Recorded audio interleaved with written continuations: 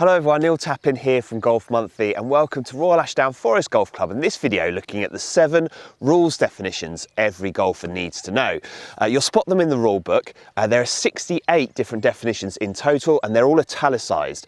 When you spot them, there's also an index at the back to give you all the information you need to know. But in this video we're going to take a look at what we think are the 7 most important, and if you can improve your knowledge of these definitions, no two ways about it, you'll have a better understanding for the rules of golf in general. Right, let's get started.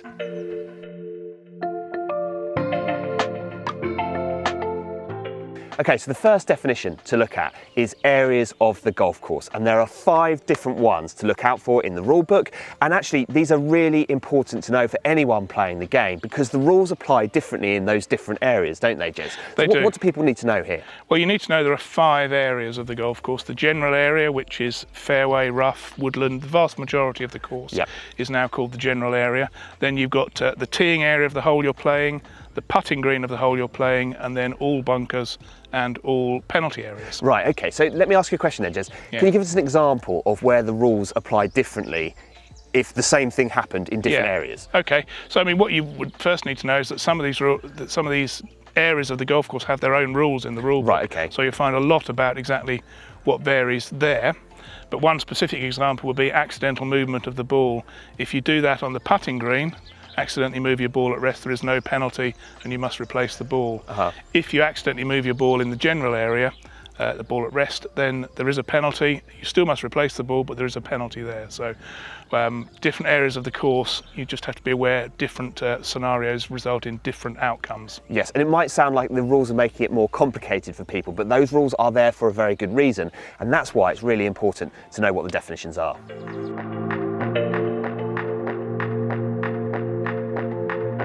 Okay, so this definition is known or virtually certain. And Jez, we've come to the 18th hole here on the west course at Royal Ashdown Forest Golf Club because this little stream that you can see in front of you runs all the way down the left-hand side of this hole. Yeah. And you and I have played this hole a few times when a ball has gone a little bit left off the tee. There's a few other things in the way. You can't be 100% sure. So what does known or virtually certain mean and how can it help people with the rules? Well, known or virtually certain obviously means known. So you might come down here, see a ball down in the stream there, you can see your identification marks on it, or you've seen a splash, or someone in the group ahead says your ball definitely went in the water.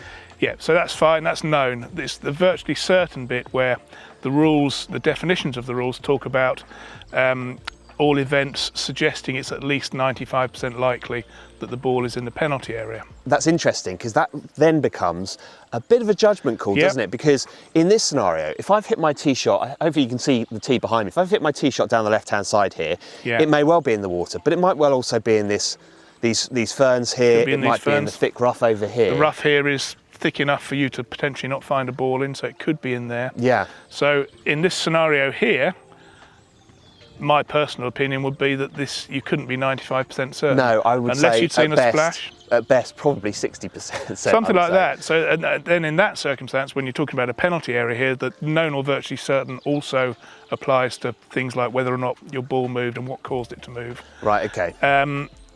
But here, I don't think you could be 95% certain your ball was in there unless you had specifically seen it go in. So in that circumstance, you would have to go back and play again from the tee rather than proceed under the penalty area rules. With a lost ball penalty added to your score. So there you have it, known or virtually certain, a definition well worth knowing.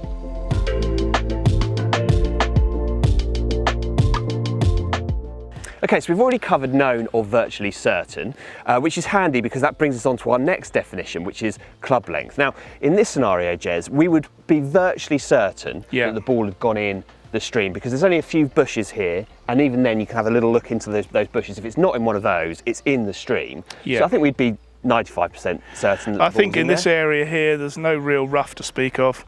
If it was in this little tuft here, you'd see it. I think this would be a justifiable 95% certain. Yes, at which point you'll need to take a drop, and at which point you will also need to know what a club length refers to. So club length is a newly defined term under the rules, and that is because you're no longer able to use your putter to measure out a relief area. because they wanted to stop people with long putters gaining an advantage. Yes, gaining an advantage of maybe a few inches, which actually in a certain scenario could end up being crucial. Might just get you clear of what you're taking relief from. Exactly. Yeah. So you are going to use the longest club in the bag, yes. I would think. So for most people that'll be driver. Yeah, I mean that is more about unplayable lies for the putter, but it could be here where you're able to get a little bit further away and open up the more angle to get to green. Yep. So the club length is now defined as the longest club in your bag that you are carrying for that given round. So typically driver, but if you have chosen not to carry the driver for any reason, you are sacrificing a little bit of relief area as well whenever you have to measure. Yes, so I think balls crossed about here, we're going in that direction there, so this is no nearer the hole, is that fair? Yeah, and with a penalty drop, it's 2 club lengths. For free relief, it's typically 1 club length. So you can now drop anywhere within that area, and nearer the hole. That has gone nearer the hole, drop so you again. have to re-drop. There we go. And that is now within the 2 club length area, not near the hole, so that ball is in play. There you go.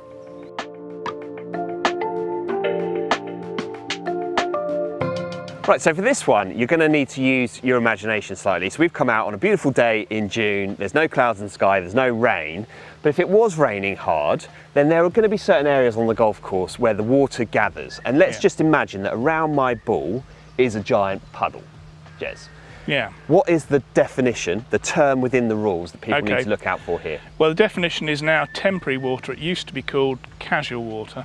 But that got renamed temporary water in the 2019 rules revisions. It's basically any area where puddles gather or pools of water gather where there shouldn't be water on the golf course. So not in a penalty area, yes. But if there's heavy rainfall and this has filled out this little hollow with a puddle of water, or an irrigation system has chucked too much water out and caused a temporary accumulation, you would get relief from that. You are entitled to a free drop, but how do you identify? So there are often scenarios on the golf course where the course is getting really quite wet. Yeah.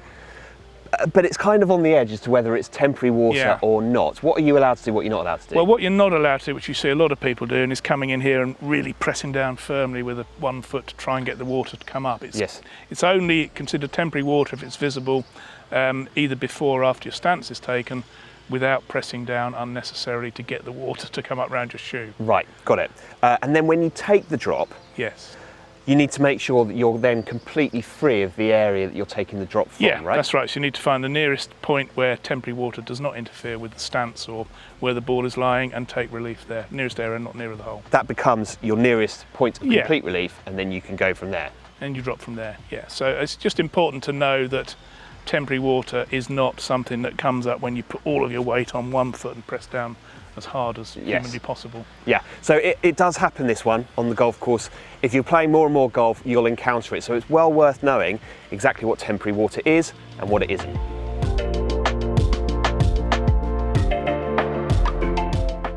This definition is stroke and distance. Now, Jezz, why is it important for people to know what stroke and distance refers to? Well, it's a very common penalty and procedure referred to in the rule book for rules like rules 17, 18 and 19, which are the ones that cover unplayable balls and penalty areas and lost balls and out of bounds. Lost, but we all lose them from time to time, and when you do, you'll need to know what stroke and distance is. What is it?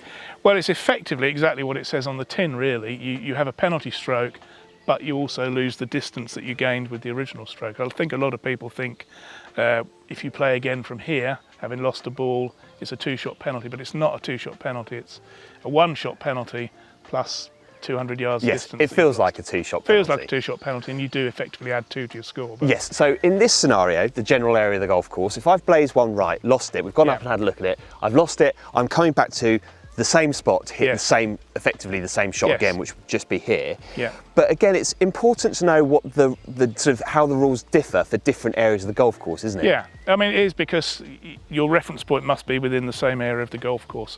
If you played the original shot from the general area, which is this fairway, a penalty area, or a bunker. Yes. So if your original shot was from a bunker, your reference point then is that bunker for playing the shot after you've taken stroke and distance. What about from the tee? From the tee, you have the advantage of being able to re-tee the ball anywhere you like in the teeing area. So if you clipped a tree you weren't expecting to clip and it's sent it into oblivion, you could then perhaps tee off a little bit further to the right or the left to Yes. potentially eliminate the risk of repeating the mistake. Yeah, so possibly a small advantage to be gained by knowing exactly what stroke and distance refers to in different areas of the golf course. But from this scenario, I'm playing exactly the same shot again. Hopefully not exactly the same shot. No, exactly. Try and keep it away from the right-hand side. That's going to catch the edge, I think, just above ground. Oh, it came back a long way. Decent.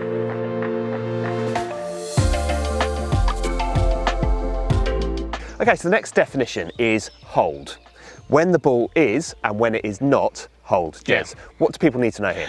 Well, I think people need to know that things have changed on this front, although the definition in the rules in some ways hasn't changed. It still says at the start of the definition, your ball is hold when all of it, the whole of the ball rests below the surface of the putting green. Right, so not all of that is below the surface of the putting green. So is that hold or is that not hold? Well, it wouldn't have been, but it is now under the 2019 rules revisions, because there's now an exception called a special case, which probably isn't that special because it happens all the time. Yeah, especially with the COVID things that you've got in the hole. But even without that, being allowed to putt with a flagstick in, there is now this, what it calls a special case of the ball resting against the flagstick. And when the ball is resting against the flagstick, it's considered hold when any part of the ball is below the surface of the green. Yes, which clearly there is part of my ball here that is below the surface of the green. So this one is hold.